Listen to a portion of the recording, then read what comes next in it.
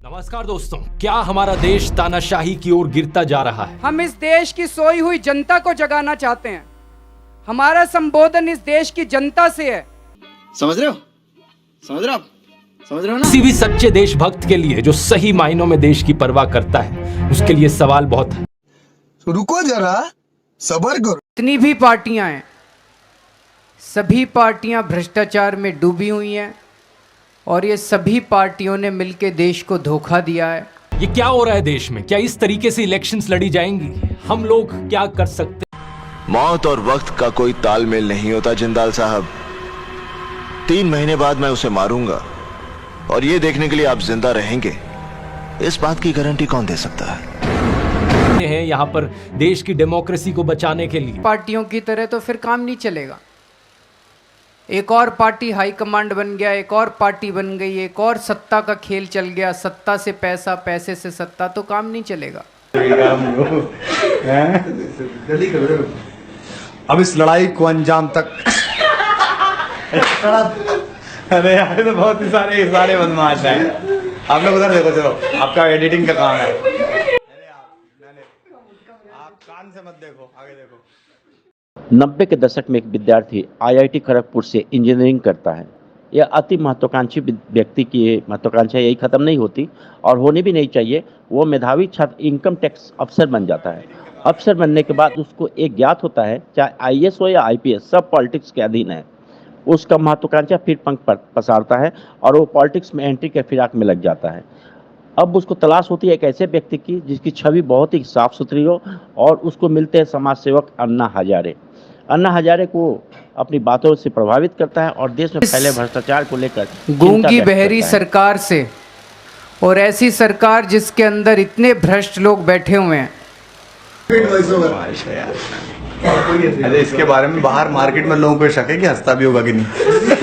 बताओ।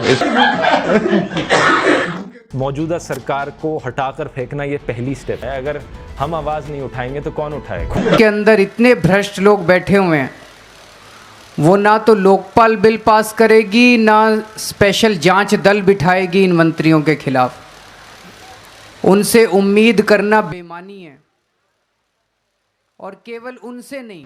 पहले वाले इंजीनियर यानी अरविंद केजरीवाल के केस हिस्ट्री का गहन अध्ययन करता है। उसकी आंखों में चमक आ जाती है और यह बहुत आसानी से समझ जाता है कि भारत के लोगों को कैसे मूर्ख बनाया जा सकता है। फिर वह वर्तमान सरकार के अगेंस्ट में एक मुहिम छेड़ता है और वो चल पड़ता है केजरीवाल पार्ट 2 बनाने। बात करते हैं पहला ऑप्शन कांग्रेस का। कांग्रेस क्या ईमानदार पार्टी है? 2G घोटाला, बोफर्स घोटाला, भारत के टुकड़े होंगे ऐसे लोगों को प्रोत्साहित करना, आतंकवादियों के सत्कार करना, आतंकवादियों के लिए 2 बजे रात को सुप्रीम कोर्ट खुलवाना, इमरजेंसी लगाना, साधुओं पर गोली चलवाना, आदि आदि बहुत सारी कहानियां हैं। अब ऑप्शन दूसरा है ममता बनर्जी।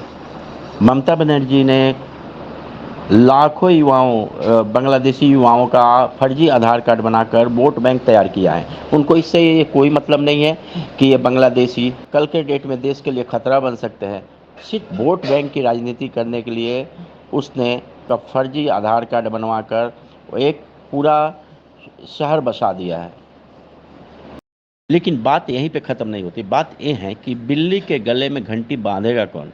यानी मोदी के जाने के बाद ये कौन से ऐसे ईमानदार नेता को बुलाएंगे जो मोदी से बेहतर देश को चला सकता है? देश की जनता को 4 करोड़ पक्के मकान, 12 करोड़ शौचालय, 13 करोड़ घरों को नल से जल, 10 करोड़ बहनों को रसोई गैस का सिलेंडर भी दिया, 60 करोड़ लोगों को मुफ्त में इलाज 5 लाख रुपए का हर साल दिया, और अब 80 करोड़ लोगों को मुफ्त में अनाज और अगले 5 साल की मोदी की गारंटी भी मिल गई है। देश आगे बढ़ रहा है। कहाँ 74 एयरपोर्ट थे, 150 एयरपोर्ट हो गए। 3,20,000 किलोमीटर सड़कें थी, 6,75,000 किलोमीटर सड़कें हो गई। 7 एम्स थे, 22 एम्स हो गए। 380 मेडिकल कॉलेज थे, 700 मेडिकल कॉलेज हो गए। 50,000 सीटें एमबीबीएस की थी, 1 लाख पार कर गई। 31,000 पोस्ट ग्रेजुएट की सीटें थी, 65,000 हो गई। कहाँ 5 शहरों में मेट्रो थी, आज 20 शहरों में मेट्रो हो गई। पहले एक भी वंदे भारत नहीं थी, आज 41 वंदे भारत हो गई हैं।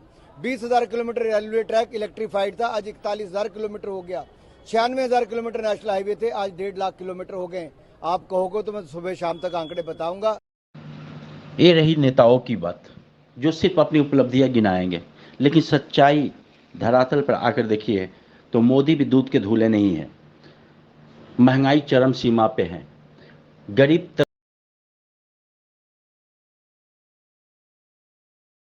त्रस्त है। मोदी साहब बोलते हैं कि शिक्षा की ज्योति जलाओ। कैसे जलाओ? शिक्षा पर टैक्स लगा दिया है। बोलने में, कथनी में, करने में फर्क है, बहुत सारा फर्क है। ये टेंडर दिए गए हैं, ये सब बातें कुछ हद तक सही है, लेकिन हाँ, मोदी से बेहतर आज की डेट में कोई नहीं है, क्योंकि मोदी देशद्रोही नहीं हो सकता। हमने देखा है कांग्रेस को आतंकवादियों से साठगांठ करते हुए, आतंकवादियों को सत्कार करते हुए। आज पाकिस्तान की हालत खराब है, बम ब्लास्ट नहीं होता है देश में। मोदी 2 बजे रात को सुप्रीम कोर्ट आतंकवादियों के लिए नहीं खुलवाता है, इसलिए मोदी को लोग चाहते हैं।